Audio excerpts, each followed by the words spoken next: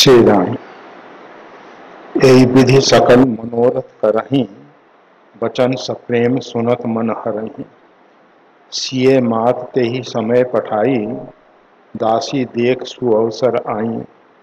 सावकाश सुन सब सिए सासु, आयौ जनक राज रनिवासु। कौशल्या सादर सन्मानी, आसन दिए समय समानी। शील स्नेह सकल दुहु ओरा, द्रवहि देख सुनि कुलिस कठोरा। पुलक शिथिल तन बार विलोचन, महिनख लिखन लगी सब सोचन। सब सिय राम प्रीत किसी मूरत, जन करना बहु वेश विशूरत।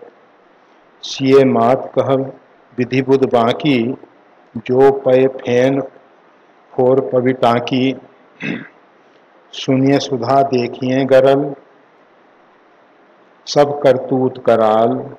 जहाँ तहाँ उलूक बक मानस, शकित मराल। सियावर राम जय जय राम, मेरे प्रभु राम जय जय राम। श्री राम जय जय। यही सुख जोग न लोग सब, कहीं कहाँ असभाग। सहज सुभाए समाज दुहु, राम चरण अनुराग।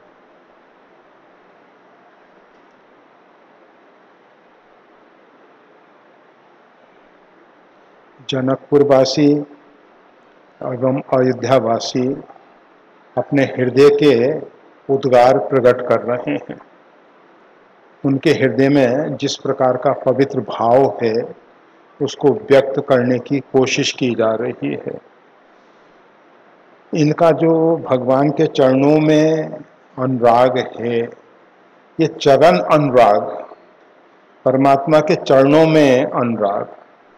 भजमन राम चरण सुखदाई, ये चरण में अनुराग होना चाहिए। चरण में अनुराग अर्थात अगर हम किसी से प्रेम करते हैं, उसके गुण विशेष को देख के करते हैं, उसके आचरण को देख के करते हैं, तो वो प्रेम लंबे समय तक टिकने वाला नहीं है। हम उसके रूप को देख के, उसके बुद्धि विवेक को देख के, उसके कुछ भी गुण विशेष हैं, उनके आधार पे अगर हम किसी को अपना प्रेम पात्र बनाते हैं, किसी के प्रति हमारा अनुराग होता है, तो वो अनुराग जो है लंबे समय तक नहीं टिक सकता। क्योंकि ये गुण इत्यादि जो भी दिखाई दे रहे हैं, आज बहुत बड़ा विद्वान है, कल मूर्ख हो सकता है। जो आज वर्तमान में मूर्ख दिखाई दे रहा है, कल विद्वान हो सकता है। कल का मतलब भविष्य, क्षण मात्र में क्या का क्या हो जाता है। तो ये सब के आधार पे जो प्रेम टिका हुआ है, वो प्रेम स्थायी नहीं रहता। वो प्रेम स्थायी, प्रेम स्थिर कब होता है? जब हमारा अहंकार गलित होता है। और जब हमारा अहंकार गलित होता है और फिर प्रेम होता है।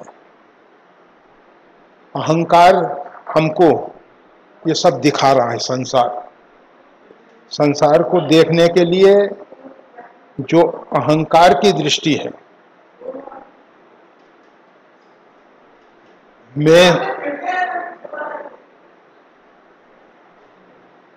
मैं हूं, और अपने गुण विशिष्ट के कारण हम संसार को देखते हैं।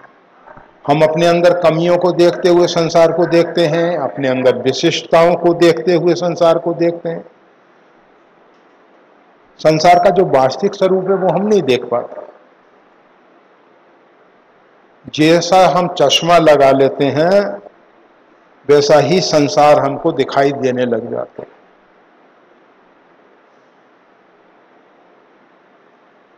परमात्मा सब जगह परिपूर्ण है, परंतु उनको देखने के लिए जो दृष्टि चाहिए, जो अर्जुन को भगवान श्री कृष्ण दृष्टि देते हैं, उस दृष्टि से परमात्मा देखे जाते हैं।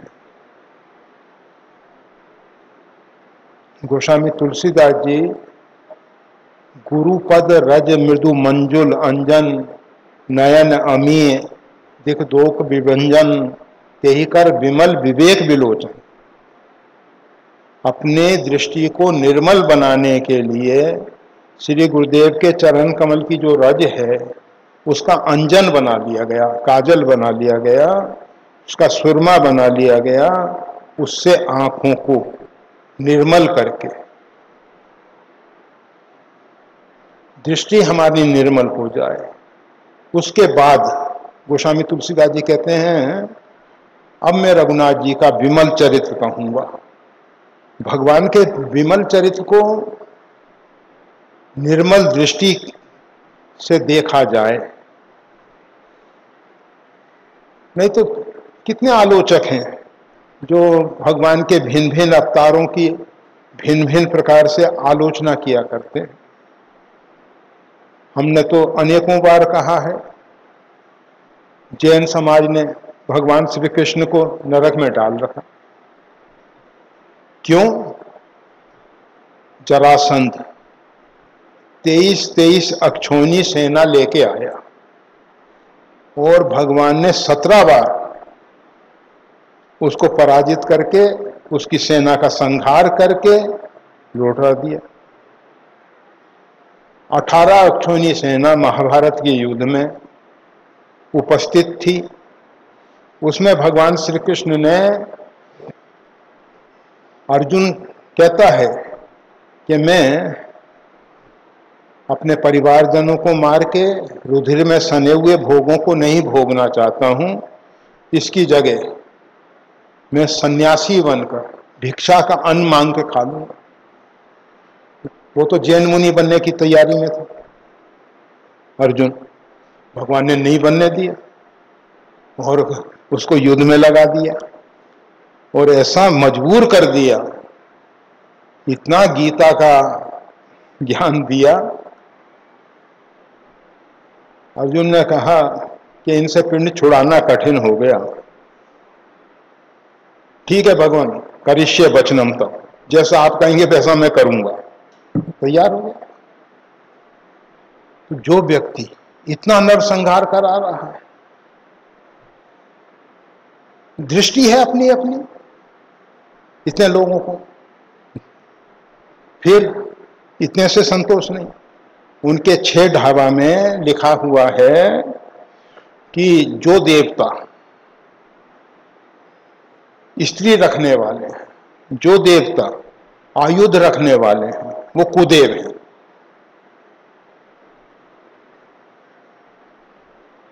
सनातन धर्मियों ने भी नहीं छोड़ा है।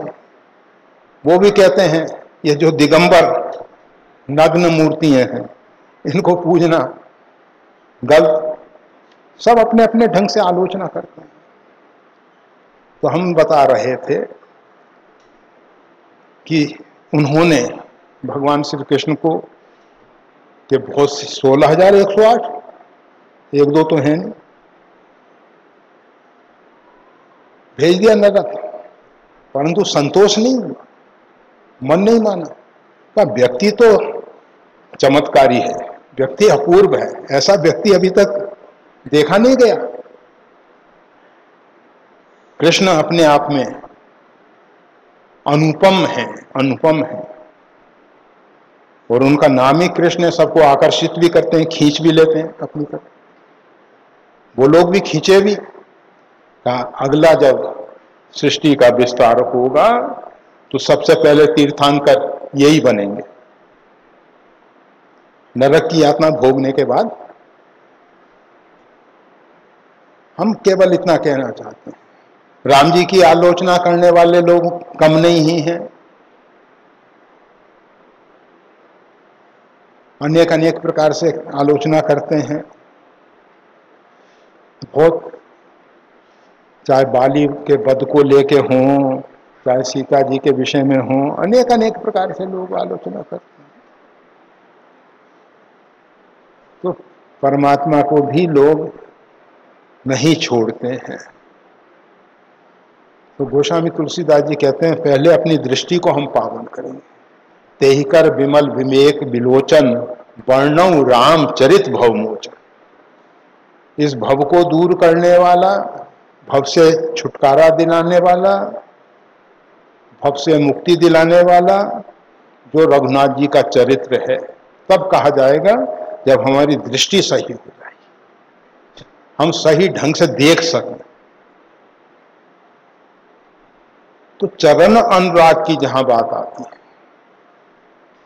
उसका सीधा सा तात्पर्य यह है, हम अपने दुराग्रह, पूर्वाग्रह छोड़ के भगवत चरित्र को समझने की कोशिश करें। हमारे जितने भी दुराग्रह हैं, हमारे मन में जो पहले भर जाता है, वही हमको नजर आने लगता है। हमने जो ग्रंथ पढ़ा है और जो हमारे अंदर धारणा दृढ़ हो गई है, उसके आधार पे हम भाष्य करते हैं। जितने भी ये भाष्य हैं, जितने भी भाष्यकार हैं, पहले सिद्धांत फिर भाष्य। वही ब्रह्मसूत्र का, वही गीता का, उपनिषद का आधार लेके कोई द्वैत परक अर्थ करता है, कोई अद्वैत परक अर्थ करता है, कोई द्वैताद्वैत परक अर्थ करता है। क्या है? गीता, उपनिषद, ब्रह्मसूत्र, इनमें जो कहा गया है वो तो वही कहा गया है, वो तो नहीं बदलता है। परंतु सब भाष्यकार अपने अपने मत की पुष्टि उसी आधार पे कर देते हैं, उसी ग्रंथ के आधार पे। और इसीलिए गोस्वामी तुलसीदास जी ने कहा, कोहू का झूठ, कोहू का सत्य, को जुगल प्रबल कर माने, तुलसीदास परिहरे तीन भ्रम, सो आपन पहचाने।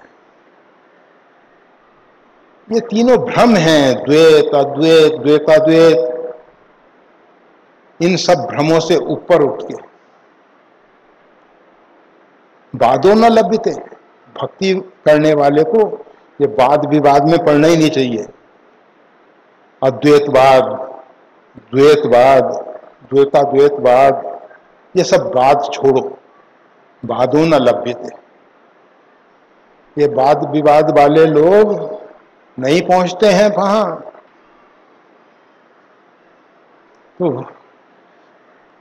दुहू रामचरण अनुराग, दोनों समाज को, अयोध्यापुरवासी को और जनकपुरवासी को, राम जी के चरणों में सहज अनुराग है, स्वभाव से ही प्रेम है, चरण में अनुराग है, अर्थात निष्केवल प्रेम है,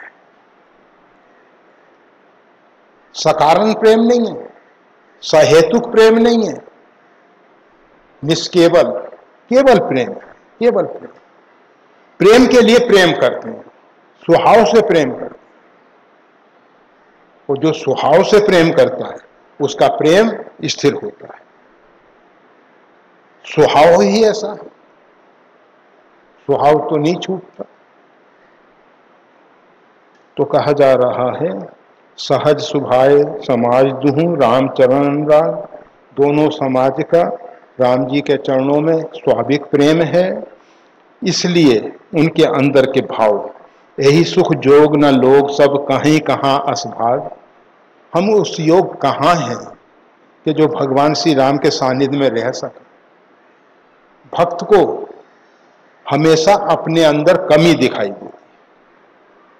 अगर भक्त में विशिष्टता दिखाई देने लग जाए, भक्त के अंदर कुछ मैं श्रेष्ठ हूं, मैं विशेष हूं, ये दिखाई देने लग जाए, तो समझ लेना चाहिए भक्त नहीं है। भक्त निरहंकारी होता है, उसमें अहंकार नहीं है, किसी प्रकार का अहंकार नहीं है। और आप सबको अनेकों बार बताया गया है, मैंने इतना जप किया है, मैंने इतना तप किया है, इतने अनुष्ठान किए हैं, मैं साधना कर रहा हूँ, मैंने दान किया है, मैंने ऐसा किया है, मैं ऐसा करूँगा, ये सब आश्री संपदा का लक्षण है। गीता के 16वें अध्याय में भगवान ने आश्री संपदा और देवी संपदा दोनों का वर्णन किया है। देवी संपदा विमोक्षा है, देवी संपदा मोक्ष के लिए, आश्री संपदा बंधन का कारण है, हमको बांध लेती। मैंने किया है, मैं कर रहा हूं, मैं करूंगा, ये सब आश्री भाव है। हमारे अंदर शैतान है, हमारे अंदर असुर पैदा हो गया है, वो ये बोल रहा है कि मैं ऐसा कर रहा हूं, मैंने ऐसा किया है, मैं ऐसा कर रहा हूं। तो ये कहते हैं यही सुख जोग न लोग सब कहीं कहाँ असभाग। हमारा ऐसा भाग्य कहाँ है, हम इस योग कहाँ हैं कि जो भगवान श्री राम के सानिध्य में हम रह सकें। अरे भगवान के सानिध्य में तो जिसके ऊपर प्रभु की कृपा होती है वो ही रह पाता है, हर एक व्यक्ति नहीं रह पाता। जिसने पूर्व जन्म में, पूर्व काल में अनेक सुकृत किए हैं, अच्छे कार्य किए हैं, सुकृत अच्छे कार्य, जिसको लोग पुण्य कहते हैं, वो पुण्यात्मा भगवान के सानिध्य में रह सकते हैं।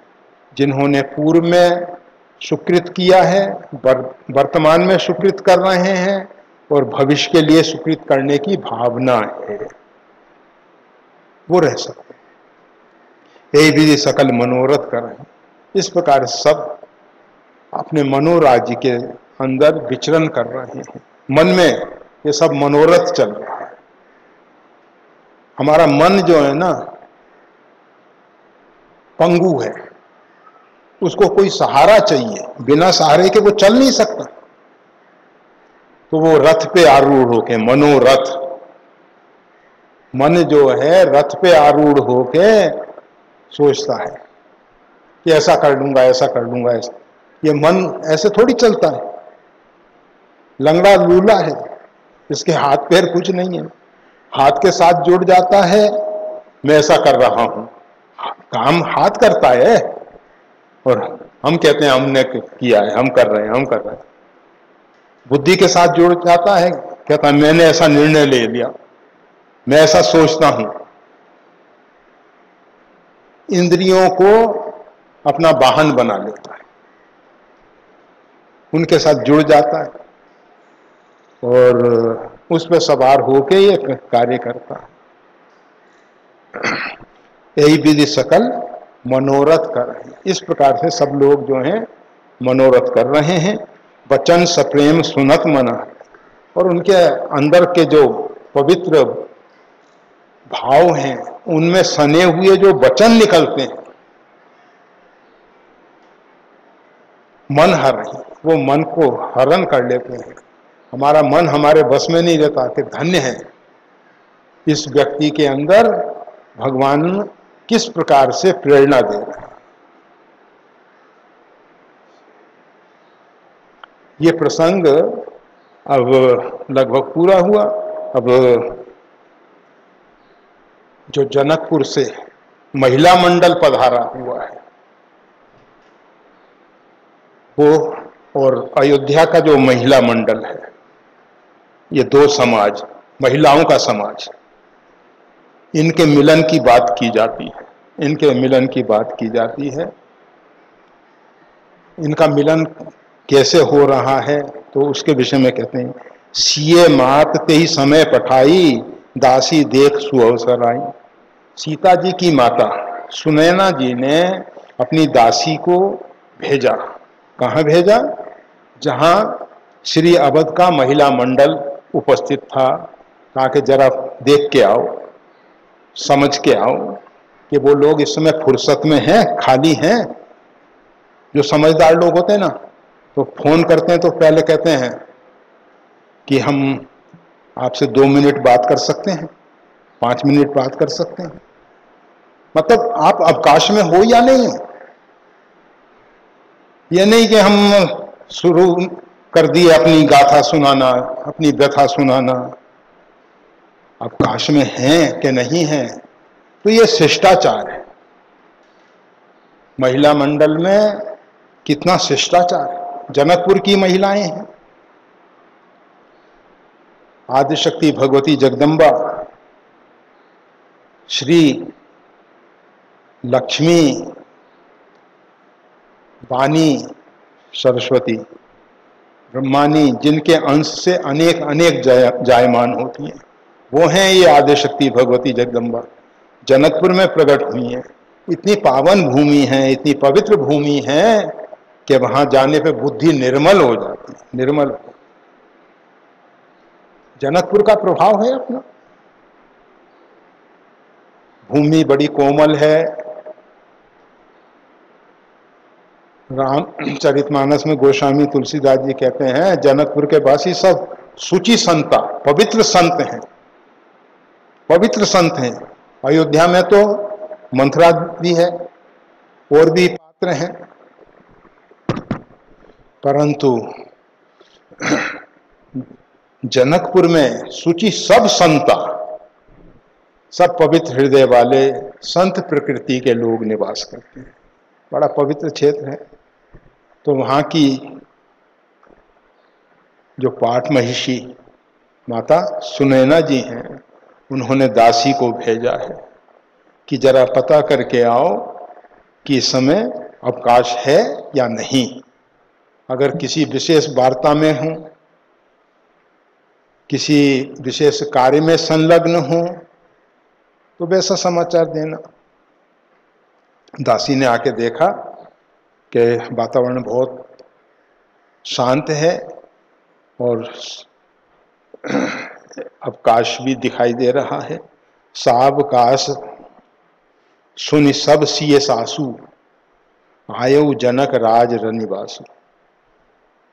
सीता जी की जो सास हैं वो सब इस समय अवकाश में हैं, ऐसा दासी के द्वारा कहा गया। तो सावकाश सुन सब सिय सासु।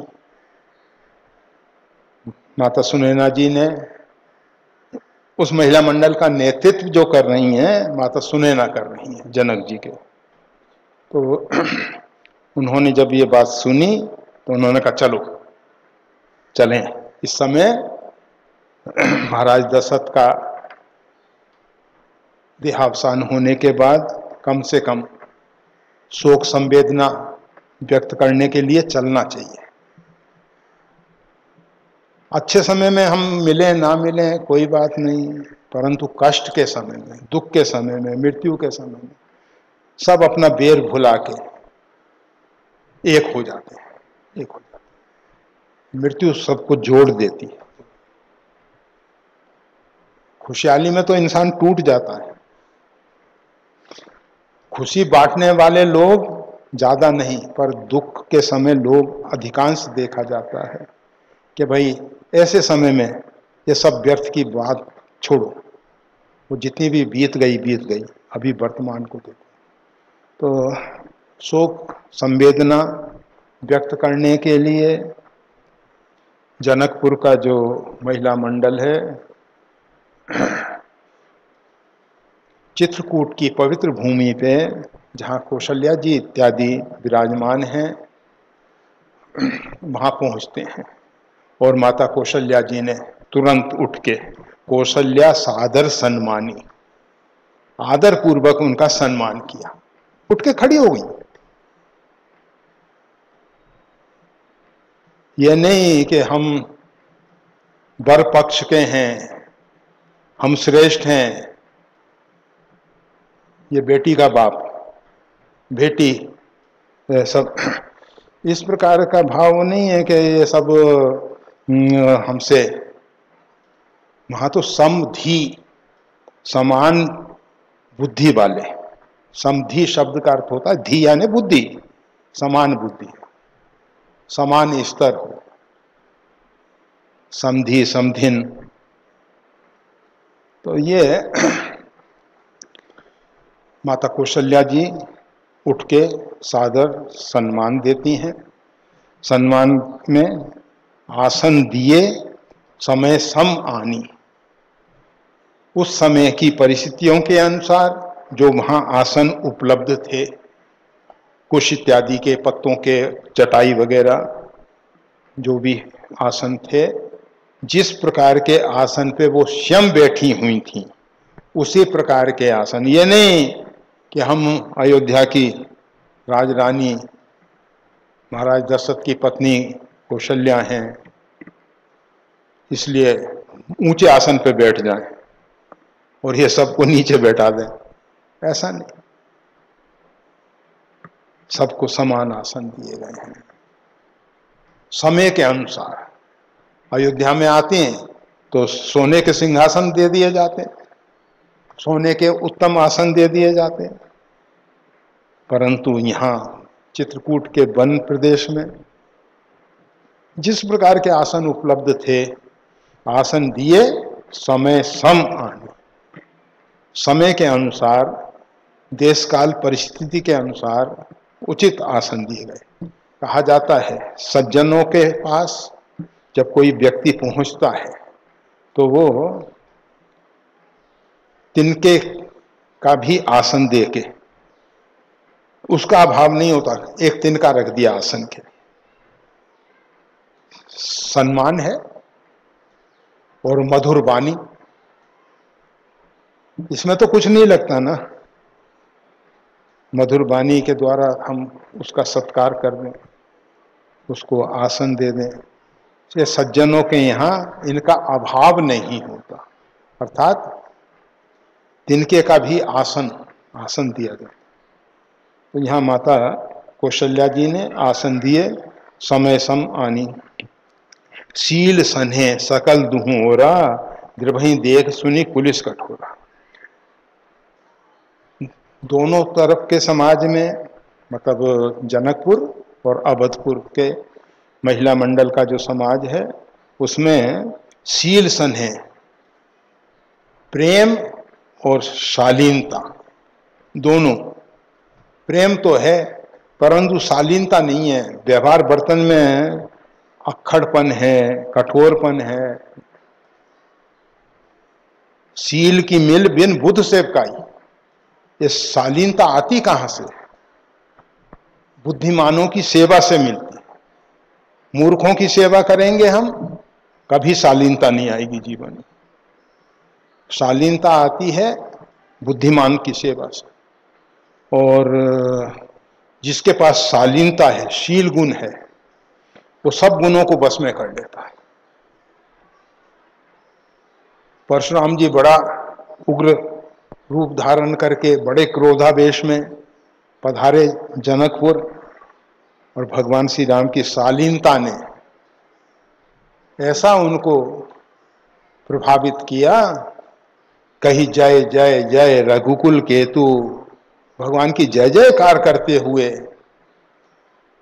वन में चले गए। ये शालीनता, व्यक्ति शालीनता के द्वारा लोगों को बस में कर ले। और भगवान रावण किसी की बड़ाई नहीं करता, किसी की बड़ाई नहीं करता। राम, लक्ष्मण, अंगद, सुग्रीव, किसी को अपने से श्रेष्ठ नहीं मानता, किसी को अच्छा नहीं मानता, किसी में उसको गुण ही नहीं दिखाई देते। परंतु एक हे कपि महाबलशीला, एक बानर है, हनुमान जी का नाम तो मालूम नहीं है, रावण को हनुमान जी का नाम नहीं मालूम। हे कपि, एक बानर है तुम्हारे समाज में भाई, वो बहुत बलवान है। आवा प्रथम नगर जय जा रहा, उसने आके लंका जलाई और ये सब किया, परंतु बहुत शीलवान भी है, शालीनता भी है। विनती करऊं जोर कर रावण, सुनऊं मान तज मोर सिखावन। हे रावण, मैं तुमसे हाथ जोड़ के विनती करता,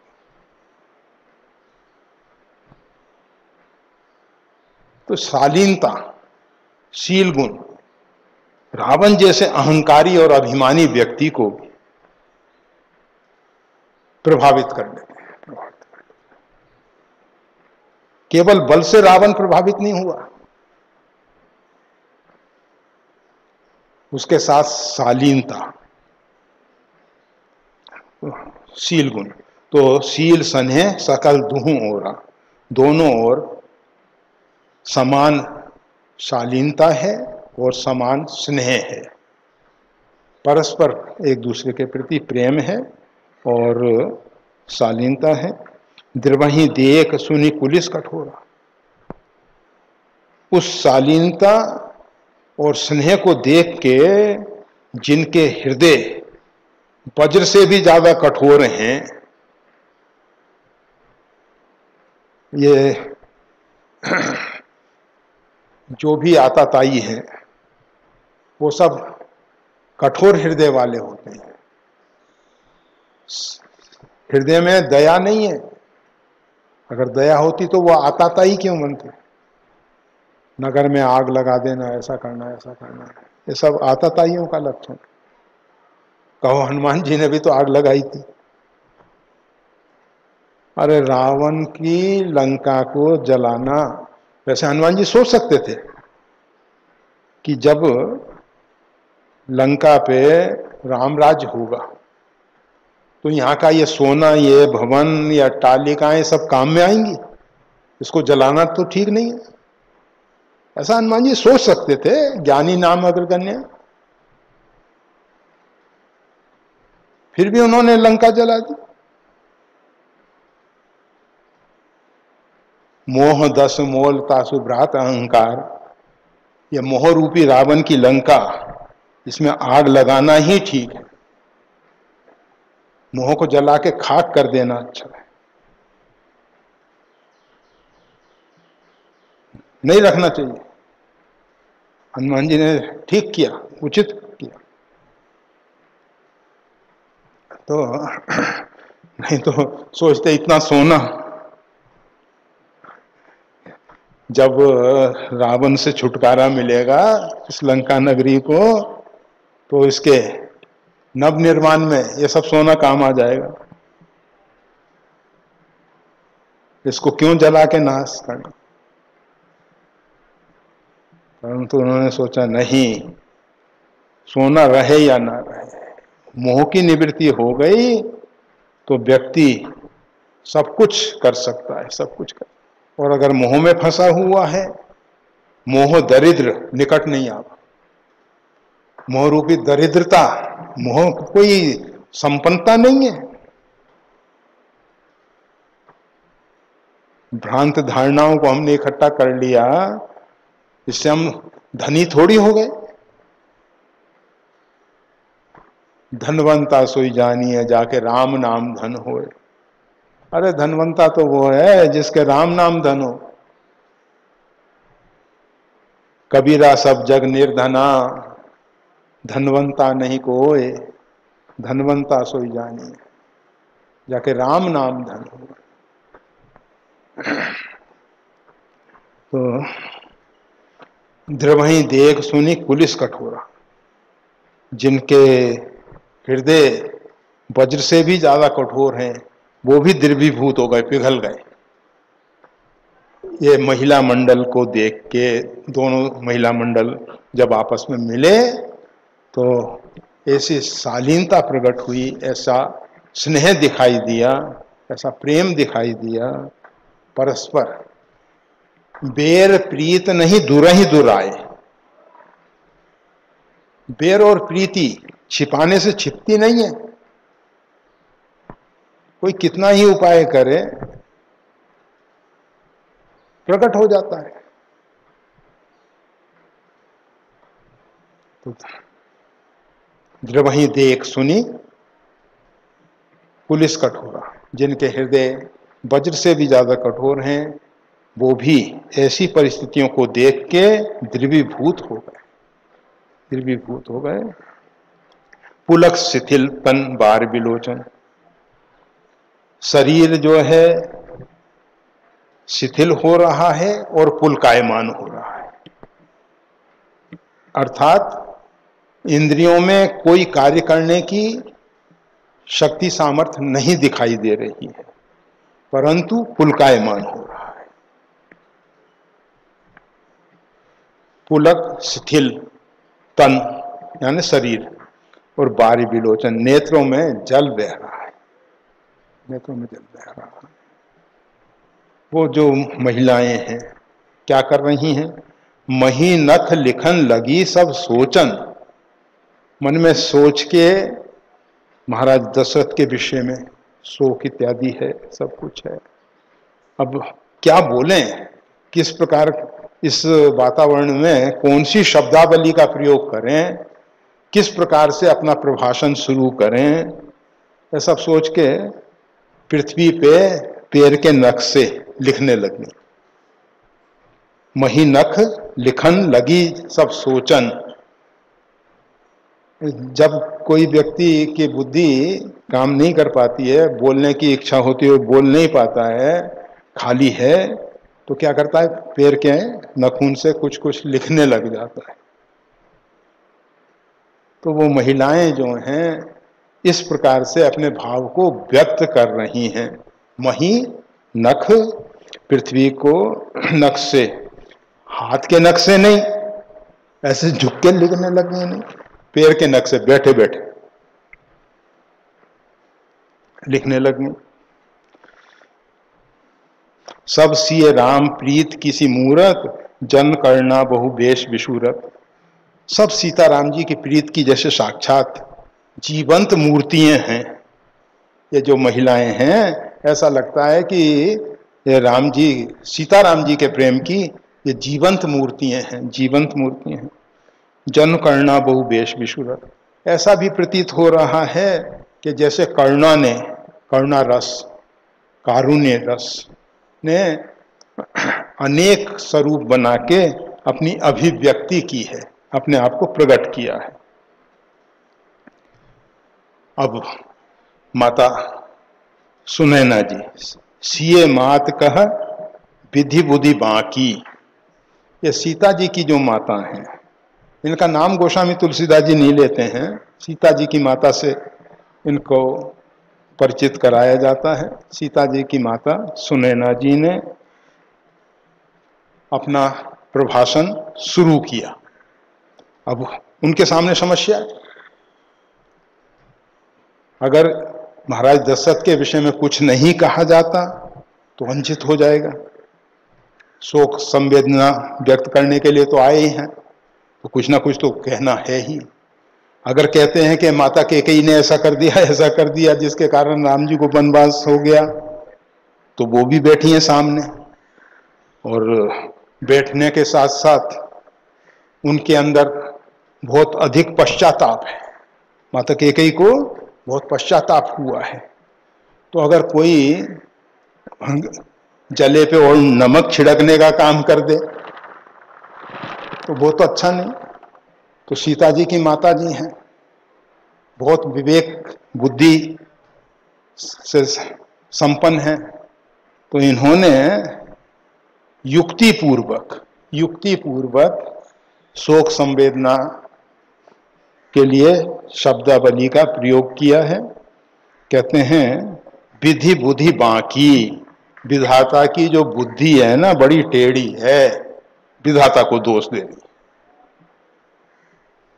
कछु काज विधि बीच बिगाड़े हो, माता कैकेयी ने भी यही कहा था, विधाता ने कुछ काम बिगाड़ दिया। जब व्यक्ति अपनी छवि सही रखना चाहता है, दूसरे की छवि सही रखना चाहता है, तो सीधा दोष विधाता को। भगवान ने ऐसा कर दिया। हम जो हैं पूरा प्रयास करके ये सद्कार्य कर रहे थे, परंतु पता नहीं क्या भगवान को अच्छा नहीं लगा, उन्होंने बीच में ही काम बिगाड़ दिया। भगवान को अच्छा नहीं लगा, भगवान ने काम बिगाड़ दिया। हम तो पूरा प्रयास कर रहे थे, हमने अपने प्रयास में कोई कमी नहीं रखी थी। यह है साधारण लोगों की मानसिकता। तो प्रश्न उठना स्वाभाविक है कि भाई विधाता की बुद्धि बाकी कैसे कह रही हो? तो कहते हैं जो पय फेन फोर पबी टांकी। ये दूध के झाग को, जब गाय का दूध दूहन किया जाता है, गाय भैंस का, तो उसमें बहुत से फेन आ जाते हैं, झाग, ऊपर तक पात्र, आधी बाल्टी दूध होता है, आधी बाल्टी उसका फेन भरा होता है। तो उस फेन को, पय फेन, दूध के फेन को उसको फोड़ने के लिए वज्र की छेनी हथौड़ी ली गई। अरे बाबा, उसको तोड़ने के लिए इतनी क्या जरूरत थी? मुंह से फूंक मार दो और फैन टूट जाएगा, छूट जाएगा, टुकड़े हो जाएंगे उसके मुंह से फूंक मारने से। इतने काम के लिए मच्छर को मारने के लिए तोप का प्रयोग? अरे इसको कोई समझदारी कहेंगे क्या? अरे भाई, भरत जी को राज देना था, भरत जी का राज होना था, अच्छी बात है, राम जी सहर्ष तैयार थे, उसमें कोई समस्या ही नहीं थी। केवल अगर भरत जी का राज तो बहुत आसानी से। उसके लिए राम जी को वनवास, ये पबी टांकी, ये वज्राघात हुआ अयोध्या वासियों पे, सभी के ऊपर, जो भगवान श्री राम का वन में जाना। तो माता सुनैना जी इस प्रकार से कह रही हैं, वो विधाता जो है उसकी बुद्धि बड़ी टेढ़ी है, जिसने दूध के फैन को तोड़ने के लिए वज्र की टांकी अर्थात छेनी हथौड़ी, टंकन टांकी, उस टंकन यानी उस पे कलाकारी जो करते हैं टंकन, तो छेनी जो पै फैन और पबी टांकी। फिर और दूसरा उदाहरण देती हैं, सुनिए सुधा। समाज में अमृत के विषय में सुना जाता है, अमृत देखा नहीं गया, अमृत के विषय में सुना जाता है। सुनिए सुधा, देखिए गरल, और देखने में विष मिलता है। राम जी का राज सिंहासन पे आरूढ़ होना सब लोगों के लिए अमृत तुल्य था, परंतु वो तो हुआ नहीं और वन में भेज दिया गया, अर्थात विष तुल्य परिणाम आया। तो गरल सब करतूत कराल, उस विधाता की जितनी भी क्रियाएं हैं, करतूत यानी क्रियाएं हैं, वो बहुत भयंकर हैं, बहुत भयंकर।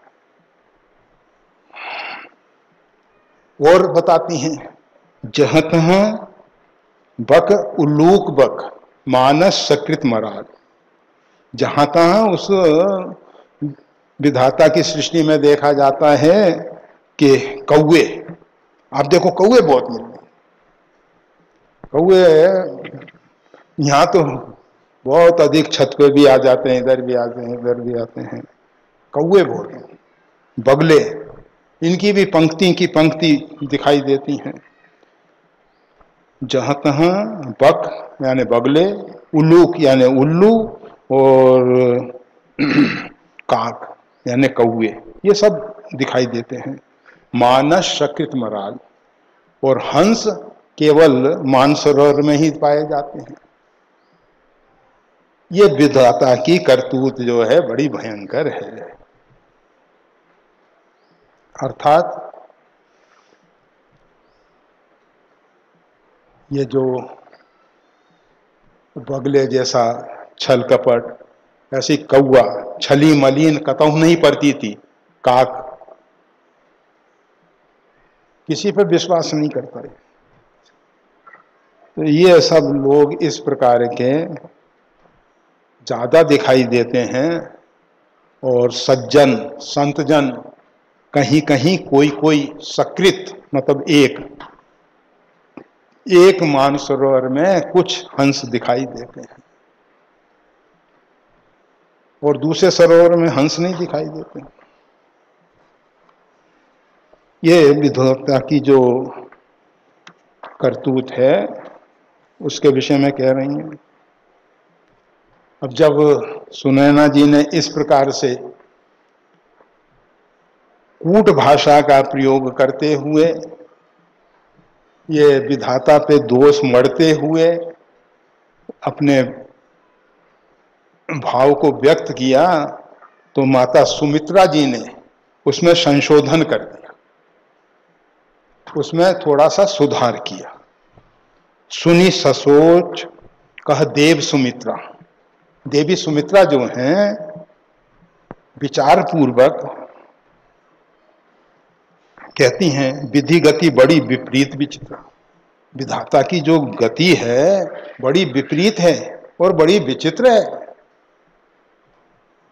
उसकी गति लखी नहीं पड़ती, मतलब समझ में नहीं आती है कि विधाता क्या करना चाह रहा है। विधाता की गति जो है बड़ी विपरीत है और बड़ी विचित्र है। अब वो उदाहरण देती हैं अपना, जो सृज पालई हरई बहोरी बाल केल सम विधिमति भूरी। जो पहले तो सृजन करता है, फिर पालन करता है और फिर उसका हरण कर लेता है, अर्थात उसको मिटा देता है। सृष्टि में विधाता यही कर रहा है ना, पहले सृष्टि का विस्तार कर दिया, फिर जन्म, फिर उसके बाद उसका विकास और उसके बाद उसकी मृत्यु। जो सृज पालई हरई बहोरी, जो पहले सृजन करता है फिर पालन करता है। एक व्यक्ति ने एक पौधा लगाया, उसको खाद पानी दे के विकसित किया, लालन पालन करके, और फिर उसको उखाड़ के फेंक दे, ये कोई समझदारी है क्या? तो कहते हैं बाल केल सम विधिमति भोली। बच्चों के समान विधाता की बुद्धि जो है ना भोली है। जैसे बच्चे मिट्टी का घरौंदा बना देंगे, नदियों के किनारे बैठेंगे, रेती के घर बनाएंगे, ये करेंगे ये करेंगे, खेलते रहेंगे और बाद में हाथ फेरा, खेल खत्म, पैसा आ जाओ। और हंसते खेलते चल देंगे। ना तो उनको सृजन में ना परावर्तन में, मतलब बनाने में ना पालन में ना मिटाने में उनको हर्ष शोक नहीं होता। बच्चों का खेल है। तो विधाता जो है हर्ष शोक से रहित होके ये सब कार्य करता रहता है। उसके अंदर हर्ष भी नहीं है, शोक भी नहीं है। विधाता का खेल है। वैसे ब्रह्मसूत्र में भी यही कहा गया है कि वो ये सृष्टि जो है बच्चों के जैसा खेल परमात्मा के द्वारा प्रकट किया गया है। परंतु बच्चे खेल के आनंद के लिए करते हैं, परंतु विधाता जो स्वयं आनंद स्वरूप है उसको बाहर के आनंद की जरूरत नहीं है। बच्चे तो अपने खेल को इसलिए खेल रहे हैं कि उसमें उनको आनंद आ रहा है, परंतु विधाता तो माता जी ने, सुमित्रा जी ने स्पष्ट किया कि देखो इसमें विधाता बालवत बुद्धि वाला है, निर्लिप्त भाव से, हर्ष शोक से रहित होके, अहंकार और अभिमान से रहित होके, सहज भाव से, स्वभाव से ही सृष्टि का सृजन पालन परावर्तन कर रहा है। ये उसका स्वभाव है, ये उसकी प्रकृति है। वो कुछ नहीं करता है, वो तो अकर्ता है। परमात्मा कुछ नहीं करते हैं, ये सब स्वभाव बस हो रहा है, प्रकृति के कारण हो रहा है। उसकी परा और अपरा प्रकृति का ये सब परिणाम दिखाई दे रहा है। ऐसा माता सुमित्रा जी ने भक्तों को हमेशा भगवान की लीला दिखाई देती है। ये संसार और कुछ नहीं है, भगवान की लीला है। भगवान ने सृष्टि का जग पेखन तुम देखन हारे, विधि हरि शंभु नचावन हारे, ये जगत रूपी तमाशा खेल उस विधाता ने खेल, और वो दृष्टा बन के, साक्षी बन के देख रहा है ये सारे खेल को। और जो भगवान के भक्त हैं वो भी सारे खेल को साक्षी भाव से देखते हैं, दृष्टा भाव से देखते हैं, कर्ता नहीं बनते उसमें, केवल साक्षी भाव। तो इस प्रकार सुमित्रा जी कह रही हैं। अब कौशल्या जी ने इस संवाद में अपना एक मत व्यक्त किया, अपना मत व्यक्त करती हैं। कौशल्या कहा दोष ना काहू। इस सृष्टि में किसी को दोष नहीं देना चाहिए, दोष ना काहू, इसमें किसी का दोष नहीं है। कर्म विवश दुख सुख क्षति लाभ, दुख सुख हानि लाभ ये सब व्यक्ति अपने कर्मानुसार भोगता है, इसमें किसी का दोष नहीं है, किसी का गुण नहीं है। जैसा लोग करते हैं वैसा उसका फल भोगते हैं। नहीं कोई सुख दुख कर दाता, निजकृत कर्म भोग सुन भ्राता। सब अपना अपना कर्म भोग रहे हैं भाई, इसमें किसी को दोष क्या देना है। विधाता तटस्थ है, कूटस्थ है, वो कुछ नहीं करता है, अकर्ता है वो तो साक्षी भाव से है। सुमित्रा जी ने कहा था कि जो सृज पाले हरे वो होरी, जो सृजन करता है, पालन करता है, फिर उसका परावर्तन कर देता है। तो माता कौशल्या जी ने कहा दोष न काहू, इसमें विधाता को क्यों बीच में घसीट रहे हो भाई। राम जी वन में गए, महाराज दशरथ की मृत्यु हुई, जो कुछ भी घटनाएं घटी उसके कारण राम जी को तो वन में जाने का दुख नहीं है, क्लेश नहीं है, मन प्रसन्न है। तो राम जी का कर्म तो ऐसा है कि उनको दुख और क्लेश कुछ नहीं है। हम सब दुखी हो रहे हैं, हमारे कर्म खराब है। ये महाराज दशरथ के मरण से, भगवान श्री राम के वनगमन से जो भी दुखी हो रहे हैं वो अपने कर्म का फल भोग रहे हैं। ये माता कौशल्या जी कह रही हैं कौशल्या का दोष ना कहो, इसमें किसी को दोष मत दो। अगर तुम दुखी अथवा सुखी हो रहे हो तो ये तुम्हारे कर्म का फल है। महाराज दशरथ तो चले गए, राम राम कही राम कही, राम राम कही राम, वो तो भगवान का 6 बार नाम स्मरण करके राव गए उस सुरधाम, वो तो स्वर्गलोक सिधार गए, अच्छी जगह पोस्टिंग हुआ। अब उसमें क्या सुख, वो तो बहुत अच्छे स्थान पे चले गए, भगवान का स्मरण करते हुए चले गए। दुखी कौन हो रहा है, हम और आप हो रहे हैं, तो ये हमारे कर्म का फल है। तो कर्म विवश दुख सुख क्षति लाहू, क्षति यानी हानि, लाहू यानी लाभ। हानि लाभ सुख दुख ये तो जीव अपने कर्म का फल भोग रहा है, ऐसा माता कौशल्या जी कह रही हैं। ईश रजाई शीश सभी के, उत्पत्ति स्थिति लय विषौ अमी के। अब किसी के मन में आए कि फिर ये जो सुमित्रा जी ने कहा था ना, जो सृज पाले हरे वो होरी, इसमें विधाता का कुछ तो बहुत आते हैं। माता कौशल्या जी कह रही हैं ईश रजाई शीश सभी के, उस परमात्मा की जो आज्ञा है, उस परमात्मा की जो नियति है वो सबके सिर पे है, अर्थात सबको उसका पालन करना पड़ता है। ईश रजाई, इसकी जो आज्ञा है, इसकी जो नियति है, उसका पालन तो सबको ही करना पड़ता है, चाहे वो उत्पत्ति हो, स्थिति हो या लय। वही सृजई पालई हरि, तीनों बातें आ गई। उत्पत्ति सृजन, स्थिति पालन, लय उसका परावर्तन। विषहु अमी के, चाहे वो विष है चाहे अमृत है। हम लोग विष और अमृत की कल्पना करते हैं, सबके ऊपर उस विधाता की, उस विधाता ने विष भी बनाया, अमृत भी बनाया, सृजन पालन परावर्तन सब में उसकी ही आज्ञा सिरोधार्य है। अर्थात उसने जिसको जैसा बनाया है वैसा उसको करना पड़ता है।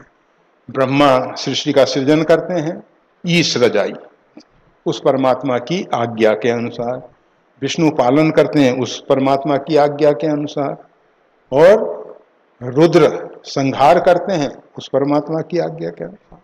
उसकी आज्ञा के अनुसार विष जो है लोगों को मारने का काम करता है, उसकी आज्ञा के अनुसार अमृत जीवन देता है। ये सब में ईश रजाई शीश सभी के, देवी मोहबस। सोचिए बाजी, ये व्यर्थ में ही लोग मोहबस शोक करते हैं, चिंता करते हैं। विधि प्रपंच अचल अनादि, यह तो विधाता का प्रपंच अचल है, मतलब बदलने वाला नहीं है, ये चलायमान नहीं होने वाला है, अचल है, अनादि है, शाश्वत है, हमेशा से चला आ रहा है। यह संसार प्रभा रूप में, गंगा प्रभा रूप में ऐसी ही बहती चली आ रही। वैसे नया नया परिवर्तन हो रहा है। गंगा का जल जो अभी हम हाथ में लेंगे, उसको पान करें या छोड़ दें, दूसरी बार लेंगे दूसरा जल आएगा, तीसरी बार तीसरा आएगा, वो जल नहीं आएगा। गंगा पुरातन भी है और नित्य नूतन भी है, उसमें हमेशा नवीनता भी है। इसी प्रकार से प्रभा रूप में ये जगत जो है, इस अचल है और अनादि है, अनादि पुरातन है। ये ऐसा नहीं है कि आज और कल से है, ये जगत में हमेशा से ऐसा होता आ रहा है, ये कोई नई बात नहीं है। भूपति जियव मरब और आनी, सोचिए सखी लखी निज हित हानि। महाराज दशरथ के जीने और मरने के हृदय में लाकर सोचिए सखी, हम सब सोचते हैं हे सखी, मित्र भाव से, सखी अर्थात समभाव, मित्रता का समभाव। लखी निज हित हानि, हम अपने हानि लाभ को देखते हुए हम उसके विषय में विचार करते हैं। महाराज दशरथ के साथ हमारा लगाव रहा, उनसे जो हमारा हित होता रहा वो हमारा हित बंद हो गया, इसलिए हमको तकलीफ होती है। अरे शमशान में जाते हैं, सुबह से शाम तक कितने मुर्दे जलते हैं, हमको भी लगता है कि एक ना एक दिन हमारे शरीर का भी ऐसा ही होगा, परंतु उसमें कोई हमारा व्यक्ति आ जाए जिसके साथ हमारा हानि लाभ जुड़ा हुआ है, अर्थात जिसके साथ हमारा लगाव है, जिसके साथ हमारा मेपन जुड़ा हुआ है, हम उस सुखी दुखी हो जाते हैं। मृत्यु से सुखी दुखी नहीं होते हैं हम। महाराज दशरथ की मृत्यु दुख का कारण नहीं है, उनके साथ जो हमारा अटैचमेंट है, उसके साथ जो हमारा लगाव है, वो सुख दुख का कारण बन रहा है। ये माता कौशल्या जी अपना भाव व्यक्त कर रही हैं और देखा कि माता कौशल्या जी अपने प्रभाषण को लगभग पूरा कर चुकी हैं, तो सीए मात कह सत्य सुबानी, आपकी वाणी बहुत पवित्र है और आप जो कह रही हैं सत्य है, वो सत्य है। ऐसा सीता जी की माता, उन्होंने ये नहीं कहा मेरी बात काट दी, वाद विवाद नहीं हो रहा, यहाँ कोई डिबेट नहीं हो रही है। उन्होंने कहा सीए मात कह सत्य सुबानी, आपकी वाणी बड़ी पवित्र है और वो सत्य है, वो सत्य है। आपने जो कहा बिल्कुल सत्य कहा है। क्यों ना कहो आप सुकृति अवधपति रानी, जो पुण्यात्माओं की मर्यादा है वो महाराज दशरथ की आप रानी हैं, आप उन महाराज दशरथ की रानी हैं, क्योंकि पुण्यात्माओं की अवधि, पुण्यात्माओं की सीमा महाराज दशरथ अर्थात जिन्होंने परिपूर्णतम ब्रह्म को पुत्र रूप में पा लिया। कितने बड़े पुण्यात्मा रहे कि परिपूर्णतम ब्रह्म जो है उनके यहाँ बच्चा बन के आ गया। लंबे समय तक उनके साथ रहने का अवसर, लाड़ प्यार का अवसर, और बाद में उनके स्नेह में ही शरीर का तिरोभाव। तो इस प्रकार से आप महाराज दशरथ की रानी हैं। अब माता कौशल्या जी ने फिर अपने हृदय का एक पवित्र भाव, पवित्र उद्गार प्रकट करते हुए कहा, लखन राम सिय जाहूं बन, भल परिणाम न पोछ। लक्ष्मण जी, राम जी और सीता जी वन में जा रहे हैं। इसका परिणाम अच्छा ही होगा, इसका परिणाम अच्छा ही होगा। अर्थात राम लक्ष्मण जानकी को संत समागम मिलेगा, बाद में दुष्टों का संहार करके समाज की जो सबसे बड़ी समस्या रावण है, मोह, उस सब को समाप्त करके भगवान श्री राम पुनः अयोध्या लौट के आ जाएंगे। इसमें इसका परिणाम अच्छा ही होने वाला है, ये परिणाम अच्छा ही होने वाला। इसका मेरे को लेश मात्र भी शोक नहीं है।